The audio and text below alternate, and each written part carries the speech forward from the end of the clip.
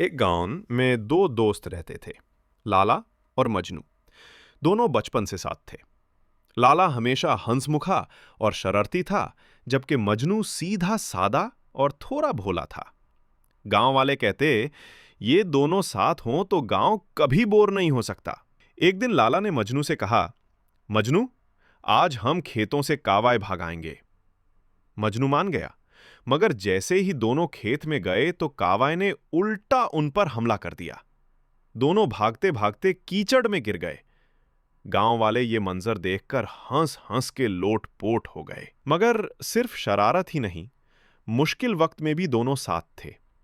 एक दफा मजनू बीमार हो गया तो लाला दिन रात उसके पास बैठा रहा। खुद खाना न खाकर उसे दावा और खाना खिलाता रहा। मजनू ने आंसुओं भराए आंखों से कहा, लाला, तू ना होता तो शायद मैं ठीक ना होता। सबक: लाला और मजनू की कहानी ये सबक देती है कि दोस्ती सिर्फ हंसने खेलने का नाम नहीं, बल्कि मुश्किल वक्त में साथ देना सबसे बड़ी बात है।